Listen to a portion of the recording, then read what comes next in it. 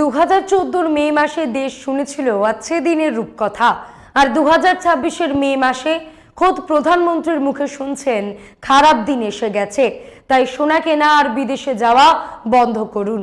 নোটবন্দি আর জিএসটির ধাক্কায় পিষ্ট আমজনতাকে যখন ব্যবস্থার অলিন্দ থেকে আরশোলা আর উইপোকা বলে অপমান করা হচ্ছে, ক্ষমতার অহংকার, ক্ষতবিক্ষত গণতন্ত্র আর দিল্লির অন্দরে তীব্র অন্তর্ঘাতের এক বিস্ফোরক ব্যবচ্ছেদ হবে আজকের এপিসোডে।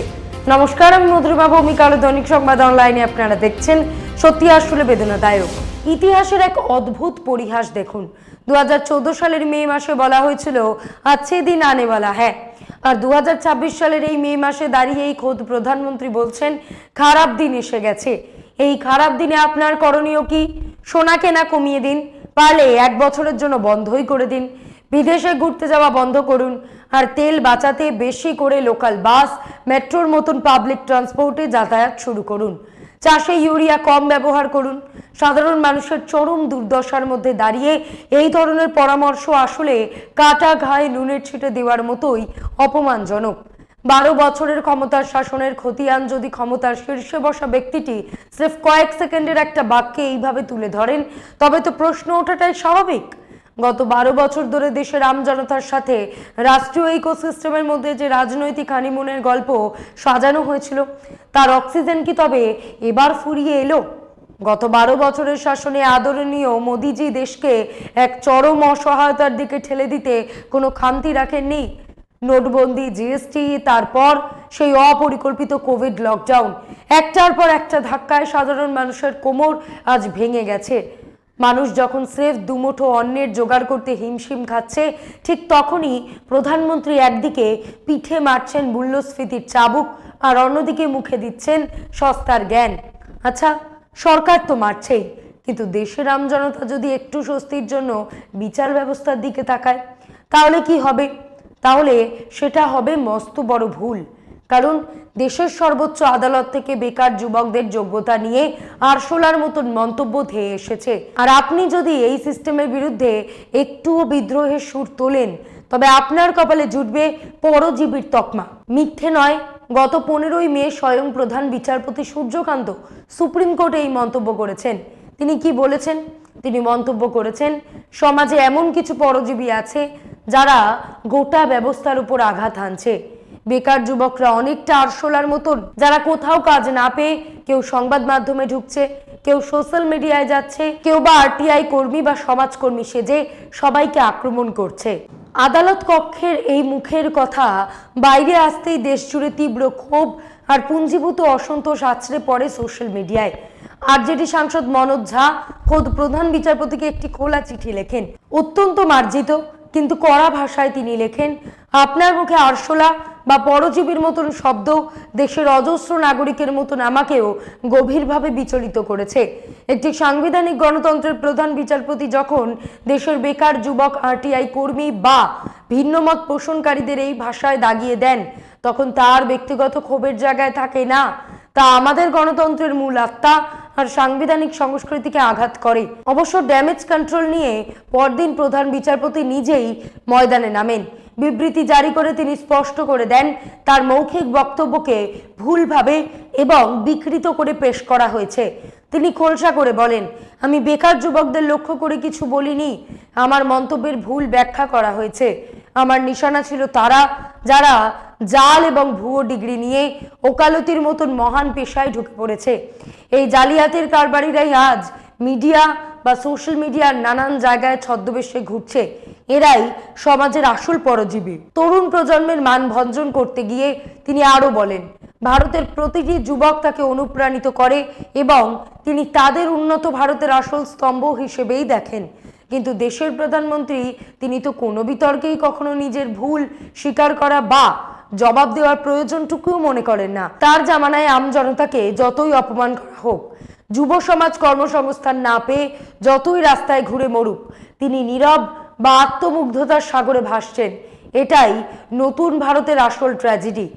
মোদিজির তৈরি এই নতুন ভারতে সাধারণ মানুষকে অপমান করার জন্য শব্দের অভাব নেই। কোথাও গরিব মানুষকে বলা হচ্ছে উইপোকা, বিচার ব্যবস্থার সর্বোচ্চ স্তর থেকে বেকার যুবকদের বলা হচ্ছে আরশোলা, আর অধিকারের দাবিতে গণতান্ত্রিক আন্দোলন করলে আপনাকে শুনতে হবে আন্দোলনজীবী। জাতীয়তাবাদের ঊর্ধ্বে উঠে মনুষ্যত্ব আর মানবতাবাদের চর্চা করতে গেলে আপনাকে শুনতে হবে আরবান নকশাল। সবচেয়ে দুর্ভাগ্যজনক হলো ক্ষমতার অলিন্দ থেকে যে নিম্ন স্তরের ভাষা বেরোচ্ছে সেটা না হয় বোঝা গেল, কিন্তু দেশের শীর্ষ আদালত থেকেও সেই সুরের প্রতিধ্বনি হলে তার থেকে দুর্ভাগ্যজনক কিছু নেই। জনতাকে বিপদে ফেলে এখন তাদের থেকেই ত্যাগের আশা করা হচ্ছে, আর যে প্রশ্ন তুলছে তাকেই দেশবিরোধী বলে দাগিয়ে দেওয়া হচ্ছে। অথচ এই জনতাই একসময় ছিল জনতা জনার্দন। নরেন্দ্র মোদী দেশের প্রথম এমন একজন প্রধানমন্ত্রী যার কাছে ভোটে জয় ছাড়া আর কোনো কিছুর গুরুত্বই নেই। ভোটের স্বার্থে মন্দিরে গিয়ে, কখনো হিমালয়ের গুহায় বসে, কখনো কন্যাকুমারীতে। এবার পশ্চিমবঙ্গের শেষ দফার ভোটের দিন 29 এপ্রিল মোদীজি কাশীর বিশ্বনাথ মন্দিরে পুজো দিয়ে বাইরে বেরিয়ে শিব ঠাকুরের অনুকরণে এক হাতে বিশাল ত্রিশূল আর অন্য হাতে ডামরু নিয়ে বাজাতে থাকেন। দেশের গরিব সাধারণ মানুষকে সমস্যার গুহায় ঠেলে নাটক করা আর ক্যামেরার সামনে রিল বানানোই কি তার আসল কাজ? মোদীজি নাকি দিনে 18 ঘন্টা কাজ করেন, এমনটাই প্রচার করা হয়। যদি সত্যিই সেটা করতেন তবে তার বেশিরভাগ সময় কাটতো দিল্লিতে, প্রধানমন্ত্রীর দপ্তরে, কিন্তু সেখানে তো তাকে কদাচিৎ দেখা যায়। এই যেমন এখন 7 দিনের জন্য 5টা দেশের সফরে তিনি ভারতের বাইরে। ইউরোপে ঘুরে যখন ফিরবেন তখন আবার নতুন করে হয়তো মন্দির নাটিকা শুরু হবে। 12 বছর ধরে আমরা এটাই দেখে আসছি। তার একটা পা দেশে থাকে, অন্যটা বিদেশে। এর ফলে অতি ঘনিষ্ঠ 2-1 শিল্পপতি ছাড়া দেশের আম জনতার কি লাভ হয়েছে দেবা ন জানন্তি কুত্ত মনুষ্যা। ঈশ্বরই জানেন না, আমরা তো সামান্য মানুষ। পশ্চিমবঙ্গ জয়ের পর তার মাথায় এখন মূল চিন্তা কিভাবে 2029 সালের লোকসভা ভোটের বৈতরণী পার করা যায়। ভোটে জেতার জন্য যদি সংবিধান বদলাতে হয়, যদি সাংবিধানিক প্রতিষ্ঠানগুলোর বিশ্বাসযোগ্যতা ধুলোয় মিশিয়ে দিতে হয়, কিংবা গণতন্ত্রের বুকে কুঠারাঘাত করতে হয়, তিনি কিছু করতেই পিছপা হতে রাজি নন। আগে মনে হতো মোদি জামানায় হয়তো শুধু সংবিধান আর গণতন্ত্র বিপন্ন, কিন্তু আজ পরিষ্কার বিপন্ন খোদ আম জনতার আত্মসম্মানও। একটু পিছন ফিরে তাকানো যাক। 2014 সালের আগেও দেশে সরকারের বিরুদ্ধে তীব্র ক্ষোভ অসন্তোষ ছিল। দ্বিতীয় ইউপিএ আমলের কথা মনে করে দেখুন, সেই সরকার জনরসের মুখে পড়েছে, কিন্তু মূল্যস্ফীতি, বেকারত্ব, নারী নিরাপত্তা কিংবা কৃষক আত্মহত্যার মতন জ্বলন্ত সমস্যার দায় নির্লজ্জ মতো বিরোধী দল বা জনতার ঘাড়ে চাপিয়ে দেয়নি সরকার কখনোই। অথচ আজ মোদী সরকারের হাবভাব দেখে মনে হয় দেশ চালানো আর দেশকে বাঁচানোর দায় বুঝি সাধারণ মানুষের। আসুন আজ আয়নার সামনে দাঁড়িয়ে সত্যিটার মুখোমুখি হওয়া যাক। দেখা যাক নরেন্দ্র মোদী কিভাবে বারবার এই দেশের মানুষকে অপমান করছেন। আর একই সঙ্গে বোঝা দরকার দেশের সাধারণ মানুষের কি এবার রাহুল গান্ধীর কথা গুরুত্ব দিয়ে শোনা উচিত। এই প্রসঙ্গে গত 1 মে এবং 15 মে নিজের এক চ্যানেলে রাহুল গান্ধীর দুটোর দিকে নজর দেওয়া যাক। 1 মের পোস্টটি স্ক্রিনে দেখুন। এই পোস্টেই তিনি স্পষ্ট করে দিয়েছিলেন মূল্যস্ফীতির কি মারাত্মক মার আসতে চলেছে। গত শুক্রবার 14 মে যখন পেট্রোল ডিজেলের দাম লিটার প্রতি 3 টাকা এবং সিএনজির দাম 2 টাকা বাড়িয়ে দেওয়া হলো, তখন রাহুল গান্ধী পোস্টে লিখলেন, ভুল মোদী সরকারের, আর খেসারত দেবে জনতা। 3 টাকার ধাক্কা তো এসে গেছে, বাকি উসুল হবে কিস্তিতে। স্ক্রিনে আপনারা রাহুল গান্ধীর সেই পোস্টটি দেখতে পাচ্ছেন। রাহুল ঠিকই তো বলেছেন, এর আগেই দুধের দাম বেড়েছে, রান্নার গ্যাসের সিলিন্ডারের মহার্ঘ হয়েছে।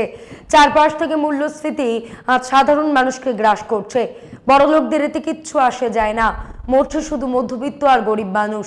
গত 1 মে রাহুল গান্ধী হুঁশিয়ারি দিয়ে বলেছিলেন যে ভোটের পরেই জ্বালানির দাম বাড়বে। সেদিন 19 কেজির কমার্শিয়াল সিলিন্ডারের দাম কলকাতায় এক ধাক্কায় 1147 টাকা বাড়িয়ে দেওয়া হয়েছিল। দিল্লিতে এটা পারে 993 টাকা, মুম্বাইতে 1015 টাকা, চেন্নাইতে 1013 টাকা, আর কলকাতায় সবচেয়ে বেশি 1147 টাকা।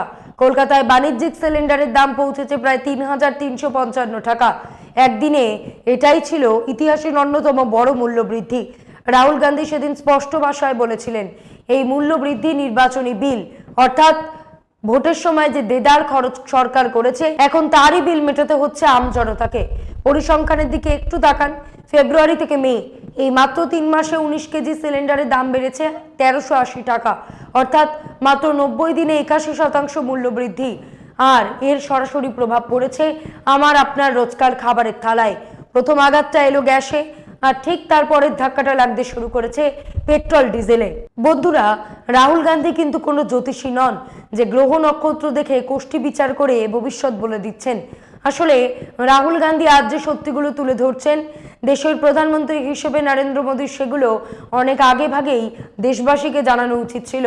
সরকারি তহবিলে কত টাকা আছে, কত দিনের তেল গ্যাস মজুদ আছে, আন্তর্জাতিক বাজার থেকে কি দামে তা কিনতে হচ্ছে, সবচেয়ে ভালো জানেন মোদিজি। অথচ তিনি জনতাকে কোনো সত্যি বলেন না, আর তার এই লুকোছাপার খেসারত দিতে হয় আম জনতাকে। মোদিজির এটাই রাজনৈতিক প্যাটার্ন। দেশে যখনই কোনো সংকট আসে তিনি টিভির পর্দায় এসে লম্বা ভাষণ দেন, অথচ রাহুল গান্ধীর মতো দূরদর্শী নেতারা যখনই কোনো বিপদের আগাম সতর্ক বার্তা দিয়েছেন, মোদী সরকার অহংকারে অন্ধ হয়ে তা উড়িয়ে দিয়েছে। মনে করে দেখুন, নোটবন্দি আর জিএসটির সময় রাহুল গান্ধী সতর্ক করেছিলেন যে দেশের ছোট এবং মাঝারি শিল্প ধ্বংস হয়ে যাবে। ঠিক তাই হয়েছিল। কোভিড মহামারীর সময়ও তিনি আগে থেকে যে সাবধান হতে বলেছিলেন সরকার শোনেনি। আর এখন পশ্চিম এশিয়ায় চলা যুদ্ধের আবহে যখন রাহুল গান্ধী সতর্ক করলেন যে জ্বালানি এবং তেলের সংকট তীব্র হবে এবং কোটি কোটি মানুষ বিপদে পড়বে, মোদিজি কি করলেন? যথারীতি রাহুলের কথা নিয়ে ঠাট্টা তামাশা করলেন। জনগণকে শুধু ত্যাগের উপদেশ দেওয়া নয়, কিন্তু সেই ত্যাগের নিয়ম নিজের ঘনিষ্ঠ মিত্রদের ওপর কখনোই লাগু হয় না।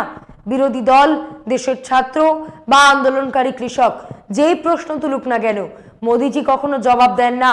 মোদি নিজেও এক চরম আত্মমুগ্ধতায় বুঁদ হয়ে দুনিয়া জুড়ে ঢাক পিটিয়ে বেড়াচ্ছেন যে তার আমলে নাকি ভারতের গণতন্ত্র ভীষণ মজবুত হয়েছে। এই তো সেদিন নেদারল্যান্ডসে গিয়ে নরেন্দ্র মোদী গর্ব করে বললেন 13 বছর মুখ্যমন্ত্রী, 12 বছর প্রধানমন্ত্রী হিসেবে তিনি কোটি কোটি মানুষের যে ভরসা পেয়েছেন সেটাই কিন্তু তার জীবনের সবচেয়ে বড় পুঁজি। কিন্তু মোদিজি দেশের ভিতরের সত্যিটা কি? নেট পরীক্ষার প্রশ্নপত্র ফাঁসের বিরুদ্ধে যখন দেশের হাজার হাজার ছাত্রছাত্রী রাস্তায় নেমে কাঁদছে, কিংবা ইভিএম আর ভোট চুরির যে মারাত্মক অভিযোগ উঠেছে, সেই সব নিয়ে আপনি তো একটাও শব্দ খরচ করলেন না। এমনকি এখন তো দেশের খোদ নির্বাচন কমিশনারদের নিয়োগ প্রক্রিয়া নিয়েই সুপ্রিম কোর্ট প্রশ্ন তুলে দিয়েছে। গত 14ই মে এই সংক্রান্ত মামলার শুনানিতে সুপ্রিম কোর্ট অত্যন্ত কড়া ভাষায় জানতে চেয়েছে গণতন্ত্র রক্ষা করার যে মূল প্রতিষ্ঠান তার নিয়োগ প্রক্রিয়ায় সরকার কেন এত একচেটিয়া নিয়ন্ত্রণ থাকবে। সুপ্রিম কোর্ট ক্ষোভ উগরে দিয়ে প্রশ্ন তুলেছে, স্বাধীন এবং নিরপেক্ষ নিয়োগের এই ভণ্ডামির নাটক কেন? জাস্টিস দীপঙ্কর দত্ত একটা জবরদস্ত পয়েন্ট তুলেছেন। তিনি বলেছেন, সিবিআই ডিরেক্টর নিয়োগের কমিটিতে যদি দেশের প্রধান বিচারপতি থাকতে পারেন, তবে গণতন্ত্রকে টিকিয়ে রাখার এবং নিরপেক্ষ নির্বাচন নিশ্চিত করার যে কমিটি, অর্থাৎ নির্বাচন কমিশনারদের নিয়োগ কমিটিতে প্রধান বিচারপতি থাকবেন না কেন? গণতন্ত্র কি আইন শৃঙ্খলার চেয়ে কম গুরুত্বপূর্ণ? জাস্ট ভাবুন একবার। আজ দেশের এমন পরিস্থিতি যে দেশের সর্বোচ্চ আদালতকে প্রশ্ন করতে হচ্ছে গণতন্ত্র কি কম গুরুত্বপূর্ণ? আদালত যখন নিজের মুখে গণতন্ত্রের গুরুত্ব মনে করাতে বাধ্য হয়, তখন বুঝতে হবে গ্রাউন্ড লেভেলে পরিস্থিতি কতটা ভয়াবহ। এটা কিন্তু প্রথমবার নয়। মনে করে দেখুন, চণ্ডীগড়ের মেয়র নির্বাচনে যখন ক্যামেরার সামনে জালিয়াতি ধরা পড়েছিল, তখনও দেশের আদালত থেকে গণতন্ত্রের হত্যা বলেছিল। ইলেকটোরাল বন্ড থেকে শুরু করে একাধিক গুরুত্বপূর্ণ মামলার শুনানিতে আদালতের তরফ থেকে এমন সমস্ত কড়া মন্তব্য এসেছে যা প্রমাণ করে যে দেশে আজ গণতন্ত্রের তলানিটুকু অবশিষ্ট আছে। ব্যবস্থার এই স্বৈরাচারী খামতির বিরুদ্ধে অবশ্য শুধু বিরোধী দল নয়, দেশের আমজনতাও বারবার আওয়াজ তুলেছে। সে কৃষক আন্দোলন হোক, সিএএ এর বিরুদ্ধে লড়াই হোক, কিংবা এনআরসির তালিকায় নাম বাদ পড়ার ক্ষোভ। কিন্তু মুশকিল হলো, গণতান্ত্রিক উপায় নিজের অধিকারের দাবিতে সরব হলেই জুটছে চরম অপমান। সবশেষে বলি, নতুন ভারতের চটকদার বিজ্ঞাপনের খোলসটা যদি টেনে হিচড়ে খুলে ফেলা যায়, তবে আজ দেশের সামনে দুটো নগ্ন প্রশ্ন এসে দাঁড়ায়।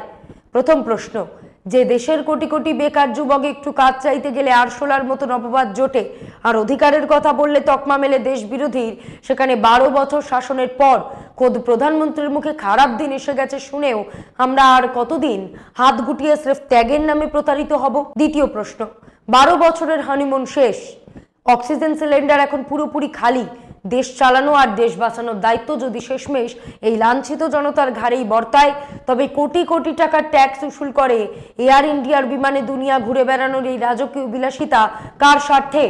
ভালো থাকবেন, আর সবচেয়ে বড় কথা, প্রশ্ন করতে ভুলবেন না। আজ এই পর্যন্তই। এমন আরো বিষয় জানতে অবশ্যই সাবস্ক্রাইব করুন, লাইক, কমেন্টে শেয়ার করুন। দেখতে থাকুন দৈনিক সংবাদ, শুধু নামই যথেষ্ট।